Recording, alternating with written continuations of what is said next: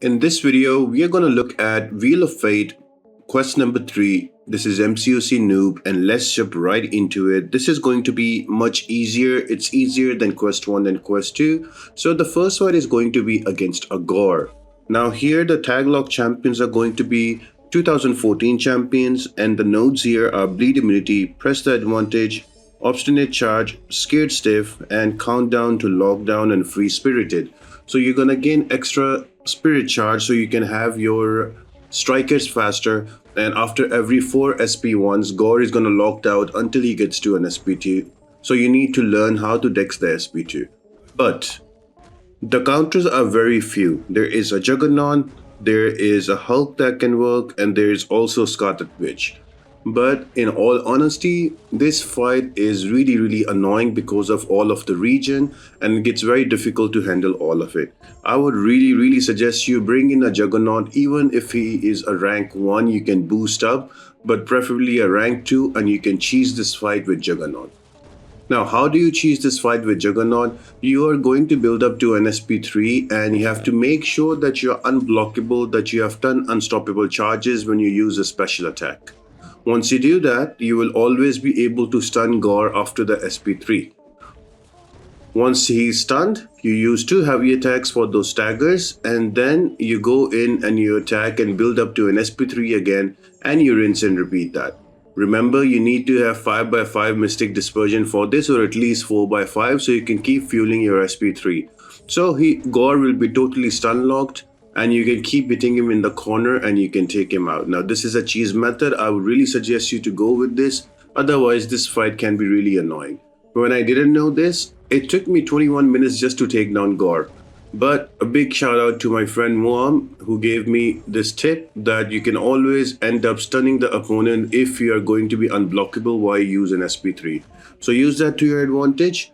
Use an SP3, and then at the end of it, use 2 heavy attacks while Gorr is stunned, and then you go into basic attacks, build up to an SP3, and if you fall short, you can always use a striker because you will get those strikers easily because of the free spirited node. And you can take away all the region, you can take away everything else from Gorr, and you can take him out. So he is down to 49%, and you rinse and repeat that. So I'm gonna jump ahead and down to when he's in 5% to take him out, and here we are still doing the same thing. This fight took me around 6 minutes just because my Juggernaut was a rank 2. If it was a rank 3, the fight would have been faster. So Juggernaut is the play here. Make sure that you bring him. He is going to be the best champion for this one, for quest 3. And make sure you have 5x5 Mystic Dispersion, SP3 lock with stun. You only use an SP3 when you have 10 of those unstoppable charges unblockable. Now next up we're going to have a Dazzler. Now this fight, as usual, as for the last quest, is going to be tricky that you don't have to push Dazzler to an SP2, or if you're using a tanky champion you can block those. The tag locks are going to be size large and also defensive tank. The nodes are going to be stylish, power generator, suppressive barrage, outsider in, and limber. So the thing you need to take care here about is that whenever you will gain a bar of power, Dazzler will gain charges. They are called dynamo charges. So she is going to have power gain charges that will be dormant. But as soon as you knock her down, those dormant charges will be removed and they will give power to Dazzler. The whole trick here is not to push Dazzler to an SP2 because that can really hurt. So you have to play really slow here. So what I like to do is I like to knock Dazzler down only when she has around 2 power gain charges and she is below half a bar of power or at 0 power. Because I know for sure that she will not get above 2 bars of power. That's very important. Another thing you can do is you can intercept Dazzler, and that will remove one of those power gain charges, and that can help you kind of control those charges if you can drop in a few intercepts in between. Now remember that whenever you are going to parry her, there is going to be a disorient on you, so you have to be careful about that. She you might not be able to parry her, and because of her ability, she will passively stun you. So you have to be very careful about that. Other than that, it's a pretty straightforward fight. It's not easy, I'm not saying that, but it is one of the more straightforward fights of the path. It's all about the power control. Now the attackers that can be used here from all the 2000, all the defensive tank and large size champions, in my opinion, three are the best one. One is going to be Serpent because he's super tanky and you can throw one SP3 and then go to a SP2 and then SP1's loop inside the wall. That can do extra damage. Or you can also use Arnim Zola. You can start with an SP2 lock ability and then he can also deal a lot of damage here. And then finally there's also Titania. She can do a lot of work because she, even if you push Dazzler to an SP3 or SP2, she can go indestructible and you can use that to your advantage, and with all of that extra damage after SP3 you can take Dazzler down. So this fight is not more about what champion you use, it's more about how you're gonna do this fight and take Dazzler out.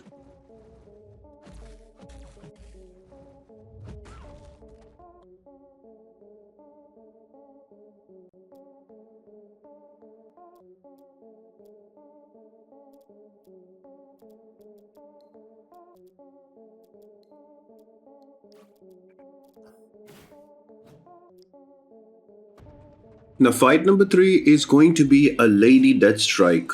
Now the tag locks here are going to be size large, offensive raw damage tags.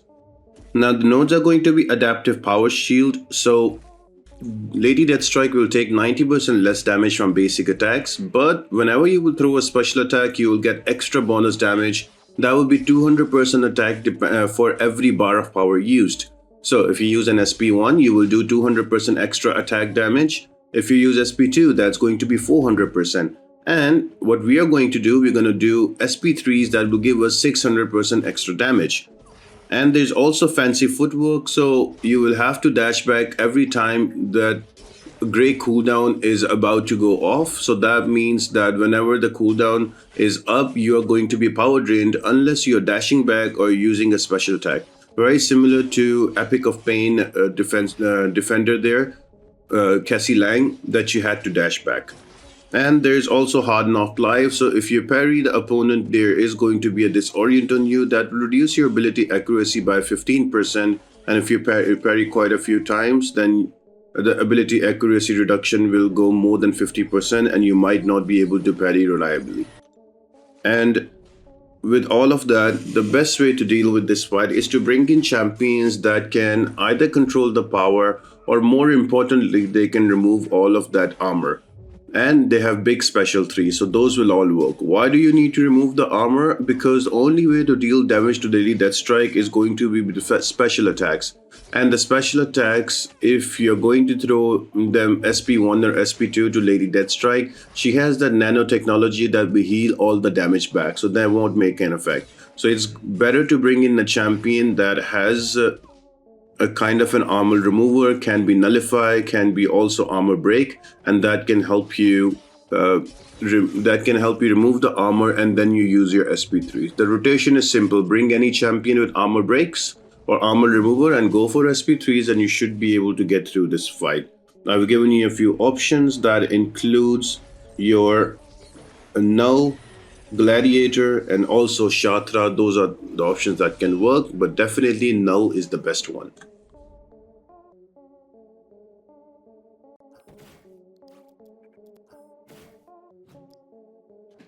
Next up, we are going to have an Enchantress, and the tag logs are going to be Mighty Avengers. So you can only use champions with Mighty Avengers. The nodes are going to be Matador, so you only gain power when Enchantress is going to use a special attack. And there's also unblockable specials, so all our specials are unblockable. And finally, there is Take Your Medicine. So whenever you are going to block, you're going to parry Enchantress, you're going to get a Tranquilize debuff on you that is going to reduce your ability accuracy by 25%. So that is going to be annoying to deal with. You won't be able to reliably parry. Now in this fight, you have to learn how to dex the SP1. There is no escaping that. If you don't know how to dex the XP1, I would say go into practice mode and learn that, because that is going to be super important here. So it's a regular Enchantress fight. You need to know how to deal with Enchantress, all of those spells, that is going to be important, and how to remove them. And then you have to work around the node where you have to evade the special attacks. And yeah, once you get into a rhythm, this is all about your muscle memory. The more you evade, the more you can do damage in one go. I think this took me almost 3 revives with the rank 3 photon, but it kind of worked out for me in the end. So other options that I have seen that work really well is going to be a She-Hulk, your regular She-Hulk, because she's gonna stack those furies and she's gonna start doing quite a bit of damage. Your Blade can also work because his bleeds are going to do deal quite a bit of damage, and with that huge SP2s, is going to do a lot of damage to Enchantress, especially that SP2 with those bleeds and back-to-back specials.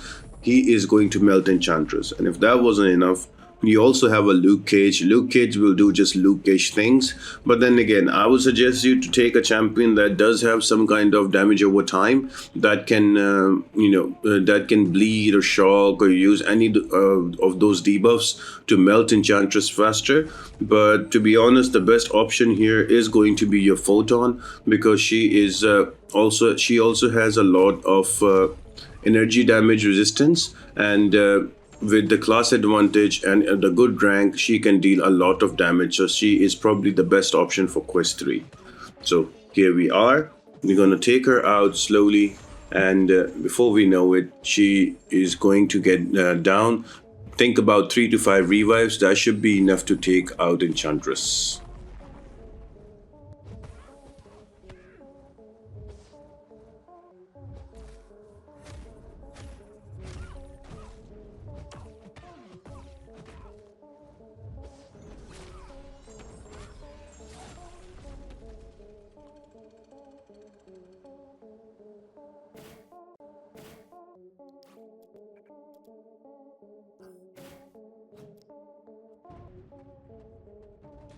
Now, fight number 5 starts the second part of this quest number 3. That is going to be the fifth fight against Thor Ragnarok. Now, in this fight, the tag logs are going to be 2017 champions only, and the nodes are going to be Brace for Impact, Combo Up, 2 to Tango, Parry, and Powerful. So you cannot manipulate the power gain or the power for Thor Ragnarok. You cannot kind of steal it or drain it. And then there's Brace for Impact. So if you notice that there is an unstoppable grayed out icon just underneath Thor Ragnarok's health bar, it stops Thor Ragnarok from being knocked down by the last hit of a special attack or a heavy attack, and that gives him the opportunity to punish you. Now, the way you go put it on cooldown for 16 seconds is you either intercept with a special attack his heavy attack, or intercept his heavy attack with a basic attack. So what do I mean by that? Let me show you right here. Right after this special, I'm gonna bait out his heavy, and once you finish his heavy, I'm gonna use a basic attack, and there we are. That brace goes into cooldown, and when it goes into cooldown, now I can go with my regular combos. Now, I didn't have the best options for this fight, so I went in Punisher with Punisher 2099, but he also kind of worked really well because of his battery. He was able to a lot of times mitigate the power gain on Thor Ragnarok, so it took me, I think, 2 to 3 revives, but I was able to take him down. This whole fight, the concept here is bait out to heavy, intercept it, have the brace go on cooldown, and then just bait out specials from Thor Ragnarok while dealing damage. And once he does have a power gain, you use a special attack to stop that power gain. Don't worry, those brace cooldown is paused while you're using your special attacks, so you can be rest assured on that you can use special attacks freely while it's on cooldown. It will be paused for you. And yeah, that's pretty much it about this fight. Now, this fight does have a lot of counters that you can use. Starting off with Stark Spidey, I think he is going to be the best counter for this fight. But then again, you can also bring in Medusa, you can also bring in Angela, and you can also bring in champions like Blade. All of them will work. but I think the best champion here is going to be Spark Spidey, just because he has a lot of damage and he can dish out very quickly and take out the defenders for you. And my choice, I didn't have much, so I had a rank to Punisher 2099, so I went with him. So it took me around 2 revives to take Thor Ragnarok down. Not the most difficult fight in this Wheel of Fate, can be done quite comfortably in the end. Just bring in a good champion and you're good to go.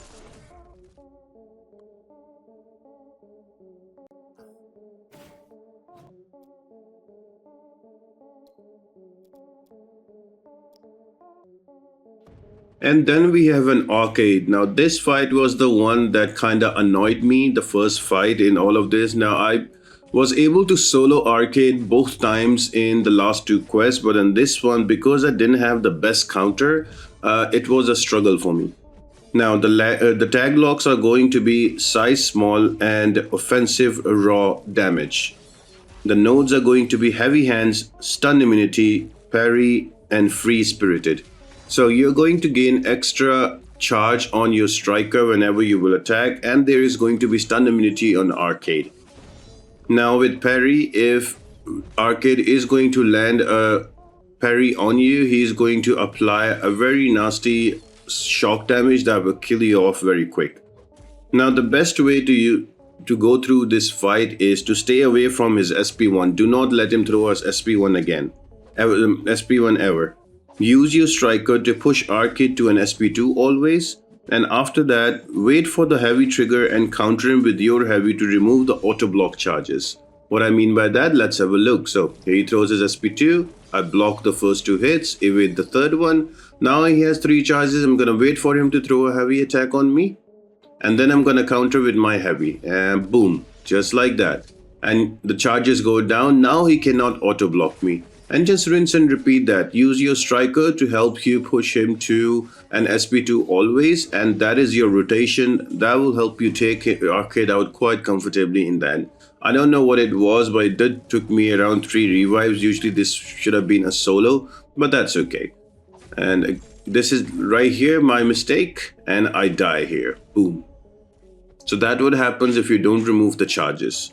So the options are going to be Angela is going to be the best option. You can also use Captain Marvel movie version. Silk can also work here with her heavy attacks. You can also use Hit Monkey and Guillotine 2999 as you're watching. This fight is not more about what is the champion you use, it's how you do this fight. How do you play around the mechanics? So again, you bait an SP2 out, and then you bait a heavy attack from arcade in your block, and then you use a heavy attack to remove those charges, and then you rinse and repeat that. You push him to an SP2 again. So that is going to be the gameplay loop for this fight. So I hope this helps. Let me know in the comment section if it's not clear, or if you need any more help with it.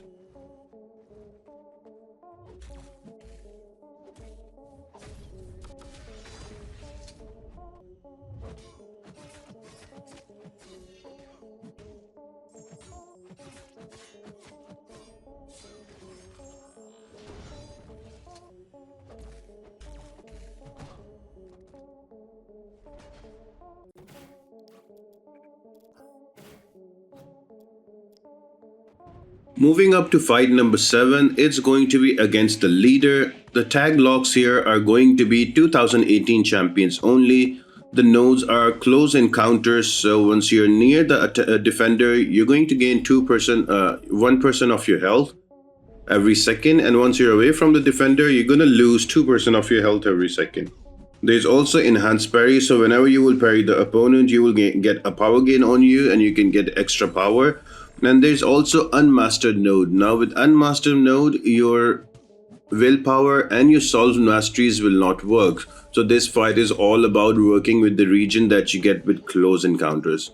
To be honest, it's a very easy fight, not difficult one. All you need to do is to keep leader to an SP1 and evade all of those debuffs, all of those hits on the special attack, and you're good to go. The region will keep you topped up, and every now and then you can use an SP3 if you want to get the distance away from your wall. Yeah, don't get cornered on this fight. That is a bit annoying to deal with. But all in all, it's not really a difficult fight. It's one of the easier mechanics. You can use any champion you want, but the ones I would suggest are going to be Void. He's going to be the best one. You can also go in with a Red Skull with all of that shock damage, incinerate damage with Sentinel, and also you can use a Massacre because he plays very near. You have to hit quite a lot in the block, so the more you hit in the block, the more power you can get, and with that big SP2, so he can also kind of work. I haven't tried him, but he does work. And then there's also going to be Killmonger because of all the bleeds and also the big SP2s. So he is also a good option, and also of course he will have the natural class advantage. So quite an easy fight. I'll explain it again. So all you need to do is to stay near to the leader and dex the SP1s. And if you bring in a champion that has some kind of damage over time, that will help you, some huge damage. Like I'm using a Void because he's rank 4 for me. So I've just brought in him. I'm trying to keep leader to an SP2 only and then retaliate with my specials. I can use SP3s if I need to create distance. And also remember, I have to stay close to him to gain that power, that region, because that is going to keep me topped up. If I'm away from leader, he is going to degen me. So the whole fight here is going to be how to stay near leader and still do damage to him and still be in region and not take any more debuffs on you, because the debuffs will reduce your regen rate and also deal damage to you, reverse your healing. And do not hit leader in the block, because that will apply petrify on you, and that will convert the region from the close encounter nodes into a reverse region.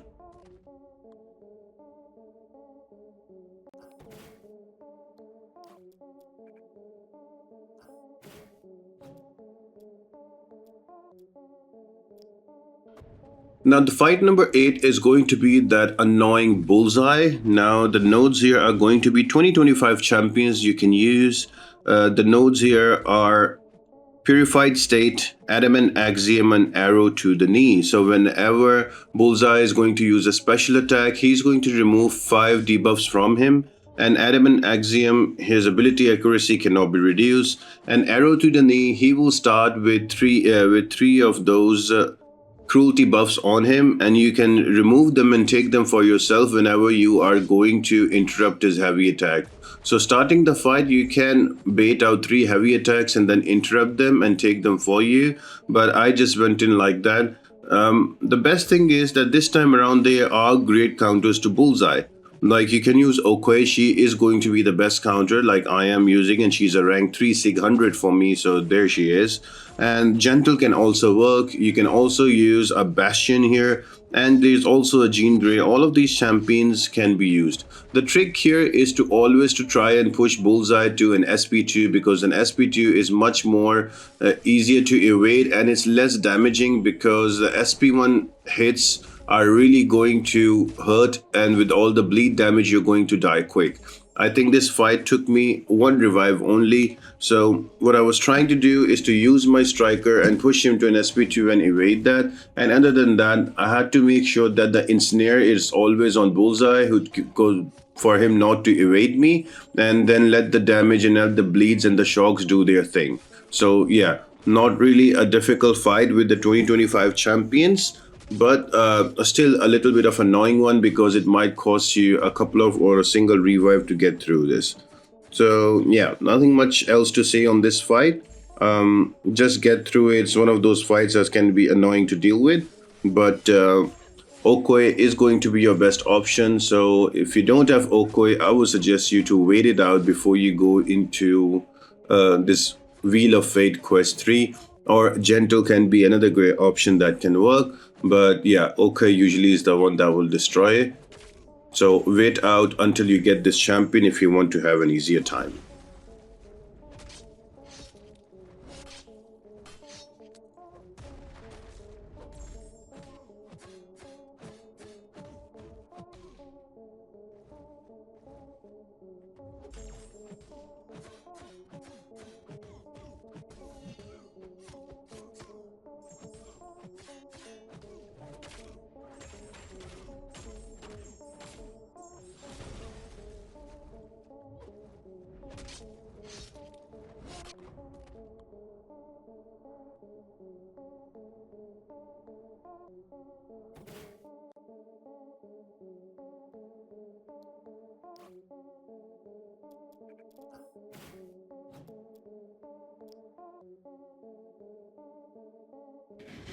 Now, next up is going to be my favorite fight of Wheel of Fate. That is going to be Human Torch.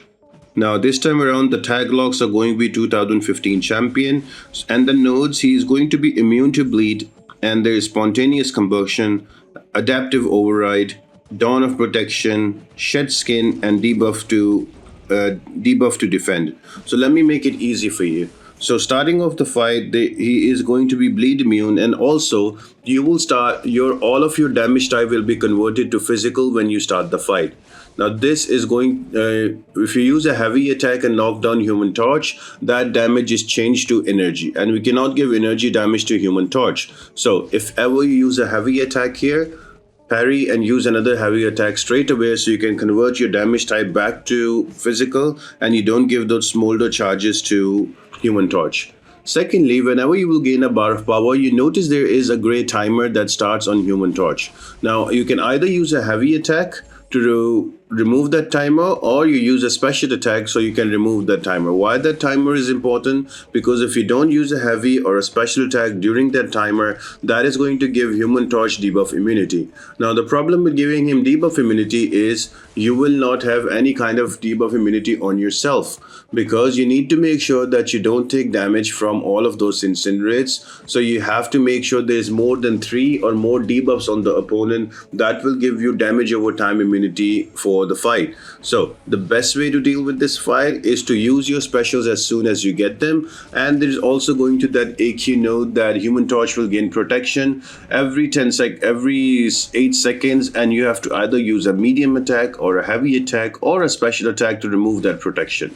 So the best way to deal here is to use your special attacks as soon as you get them, so you don't have to worry about the timer. And then the second thing is to use a heavy attack only when you absolutely need it. All right, and if you use a heavy attack here, then you do a parry and use a heavy again, so you convert your damage type back to physical. I think this is the most fair fight of Wheel of Fate, because if you know what you're doing, you can literally solo this fight with any given champion. Now, talking about champions, what are the best champions for this fight? Luke Cage by far is the best one. With 2015, you can also use a Deadpool X. He works really well too. And there's also your, with a huge damage, is going to be your Superior Iron Man, the 7-star version. You can also use Joe Fixit, but you have to stick with SP2s.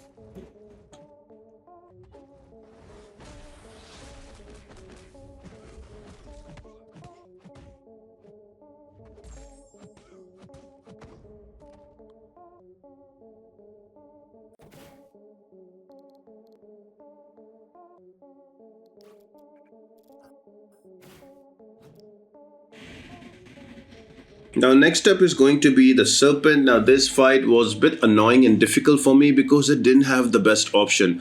I did have a rank 4 Werewolf by Night, but then you need somebody who can control the power or have some kind of buff control. Now, the tag locks are here are going to be 2023 champions, and the nose is Long Distance Eternity. So if you stay away from Serpent, all of his buffs cooldown are going to be paused. And there is also redlining, so as soon as you go above 2 bars of power, you are going to be power drained. So just like here, you will notice, boom, I'm power drained. So that is going to be the challenge on this fight.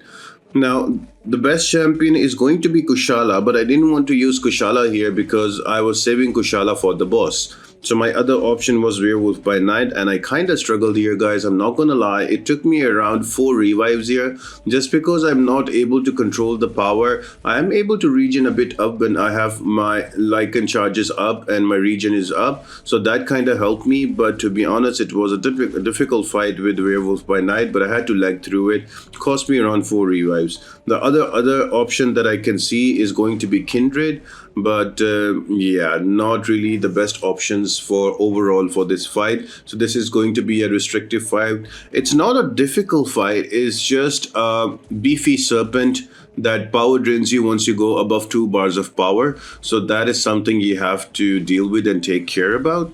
And yeah, the rest is going to be a very regular Serpent fight where you evade the SP1s and you block the SP2s and you try not to push him to an SP2, but then you fail miserably, so all of that counts. So It took me quite a while to get used to the SP2 drain because Werewolf by Night gains power so quick that sometimes you just don't realize that you're almost at 2 bars of power. So right here, I think I was able to throw an SP2 out, yeah, and I was able to do quite a bit of damage. I had a rank 4 Werewolf by Night. I still kind of struggled a little bit. Imagine you having a rank 2 or something. So you really need to sit down and think about what champion you're going to use here. And if you haven't checked out the Excel planner that I've shared, made by Solomon, amazing planner. I will link it in the description again. You can check it out, and hopefully it helps you and helps you with your rank up decisions for whenever you are going to attempt this one. And the final thing, when you bring Serpent down to 1%, remember he has a second life. So he is going to heal back up. Don't get mad with it. I got really mad. I forgot about it. But remember that he's going to go into his second life and gain quite a bit of health and power. So just be wary about that. And you should be able to take him down. It's going to cost you a few revives, but it's going to be worth it in the end.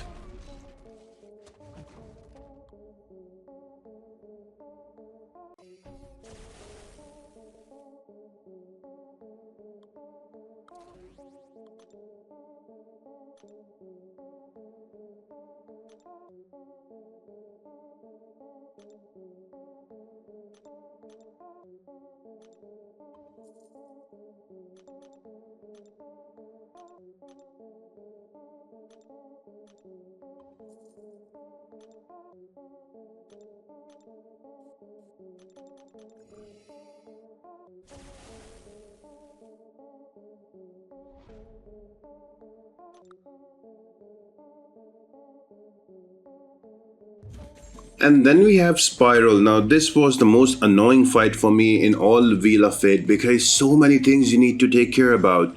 The tag logs are going to be Wakandian, so you can only use Wakandian champions. The nodes are going to be combat deja vu, so if you use the same special basic attack twice in a row, you are going to give unblockable to Spiral. There's also obstinate charge, so there after every 5 seconds, I think 8 seconds, there is going to be a stun shield on Spiral. So the first stun parry you will attempt is not going to register. There's you Spiral me round, so she's going to throw her dancing blades at every special attack trigger. So you have to block them out. If that wasn't enough, there's also arrogance. So every 15 seconds, there is going to be a 3-second falter applied on you that will cause you to miss. Imagine all of that, and then there's also going to be Spiral, special attack, and shenanigans to deal with. So there's a lot going on in this fight. You have 4 different things you need to worry about. You have to worry about unblockable, you have to worry about lending your parry, and then you have to worry about the dancing blades coming at you at every special attack trigger, and that was enough. Every 15 hits there is also going to be miss. So this is going to be a lot. Now the counters here that work is going to be, your best counter is going to be Okoi, but you need to think about if you're going to use Okoi on Bullseye, I want to use him here, so that's up to you. The second best counter that I personally use and I think is amazing is going to be your Shuri. So with Shuri, you can slowly build. You can play slow with Shuri and let those shocks build. And once you get up to 50 shocks of either one, the passive or the active, you will really see the damage going in and taking out Spiral. You will be surprised how smooth and fast Shuri can be, and she's also quite tanky, so you can just use your medium light medium combos, then parry into heavy, and then even block the special attacks. And whenever there's a trigger from Spiral for the dancing blades, you can also block it, and then you can always use a heavy attack to activate your miss also. So all of that works for Shuri, so I think she is an amazing attacker for this one. And there is also an option that you can use Black Panther Civil War, because his bleeds are very potent, and also with all the blocks that you will do in this fight, you are going to really charge him up, and those bleeds are really going to hurt. So those are some of my best options. And to play this fight, it's the simplest way to play this fight is to use parry, and always look for a reparry, because do not know when the obstinate charge is off cooldown. Then go medium light medium, and then use a parry again and use heavy attack. Do that across all the fight. With this fight, remember, it's good to go slow, because slow is fast and fast is smooth, so you can take her out. It's going to suck, might cost you 3 to 5 revives, but that's okay.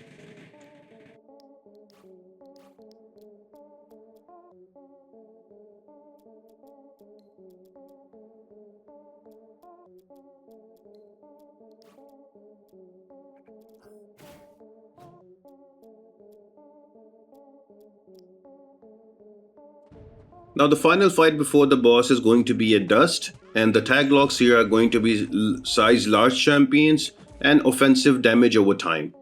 The nodes are sloped armor, turtling, even punishment, and be like water. So if you apply any non-damaging debuff on Dust, she is going to go unblockable for like 5 seconds. And she's also going to gain armor if you don't attack her every, I think, 6 seconds. But if you hit her, that cooldown is restarted. Now what happens if she gets an armor up? Because of sloped armor, she is going to glance the attacks from you, and to remove those you have to parry the opponent, because whenever you will parry the opponent there is no even punishment that will remove a buff from you and the opponent. But remember, when you do that, that is going to be a non-damaging debuff. She will go unblockable with Be Like Water. So there's a lot going on this fight, and the counters are going to be very, very restrictive. So one of the counter that I'm using, which I think is the best one, is Gladiator. The next one is going to be Shatra. You can also use Purgatory, and if you don't have any option, Werewolf by Night also works. So how do you do this fight if you're using a Gladiator? So the first thing is to build up to an SP3. Now, why you have to build up to an SP3? Because that will give you your confidence charges. You will not be able to gain your confidence charges by hitting in the block, because Dust will apply a Sandstorm on you. So go with an SP3, and then also more rely on your heavy attacks to build up those confidence. The deal here is to build up to 15 confidence so you can have that unblockable going on you, and then you can use your SP2s and stack up those incinerates. In the meanwhile, push Dust to an SP2 always, because it's much easier to deal with. And then use your striker also in between, and at the end of a striker use a heavy attack so you can get that unblockable and you can chain the next combo into it. Now if you put all of that together, you should be able to push Dust to an SP2 quite easily. That's what I am doing here. So I think Gladiator is probably the best option. The other champions can also work, but then again they are going to be difficult, because you will be able to control the fight as well as you're going to control with Gladiator.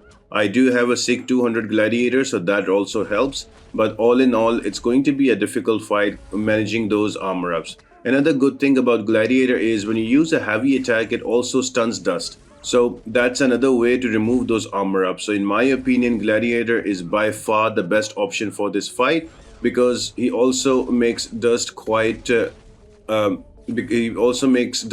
defensive, and with unblockable I always have an opportunity to push Dust to an SP2, and with my SP2s with all of that incinerate damage with 29-30 confidence, I'm able to take out Dust quite comfortably in the end.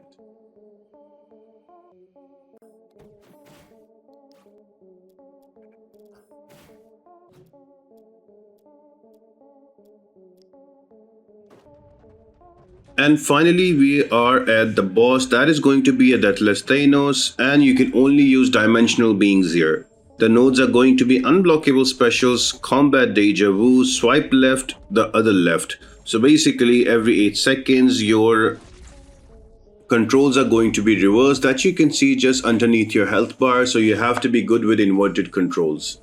Now, usually this fight gave me a PTSD from the first and the second quest, but the third quest is so easy, you have to save your Kushala for this fight. My Kushala is only SIG 20. If you have a high SIG Kushala like 200, she is going to destroy this fight. I was able to solo this fight quite comfortably. All I needed to do was parry heavy and just block the specials, because every time I will parry, I will get that blue charge on me, the blue blessing on me, and that will help me block the unblockable special. So right here I just have to block, and every time I parry I refresh my blue blessing, and then all I need to do is to throw that special twos. I was trying to get 2 to 3 hits in between so I can build up those incinerate charges, and once I had that, just parry and Ambia. Look at him tick. He's ticking 3,500 per tick of damage, and slowly you can take him out. Trust me, this is by far the easiest way to take him out from all the 3 quests. And the counters here are going to be, Kushala is going to be your best counter, then followed by your America Chavez, then Shatra, and there is also your Purgatory, but I would not suggest because she is going to take quite a bit of time, but she can do it. but please save your Kushala for this fight and you should be good. So yeah, there you have it, guys. That is all about Wheel of Fate quest number 3. Now, in all honesty, this is not one of the best content from Kabam, and I think there is a big opportunity lost here where they could have made it Crucible 2.0 with tag locks and appeal to a wider audience. That would have been amazing. But this is geared toward end game content, so I do not expect you to kind of go into it headlong and then get it done in the first 2 or 3 days like me. But take your time on it, make your plans, build up your roster, and if you have any questions, let me know in the comment section down below. The community is amazing here, and we all share our experiences in the comment section, so I really thank you, all of them. A big thank you for Solomon for all of that that planner, and also a big thank you to Dread's community on Discord that really helped me scope this path so quick and was able to get those guides out. So thank you all, everybody, and the community, and I'll see you on the next video. That will be probably of the side quest. See you soon. Bye.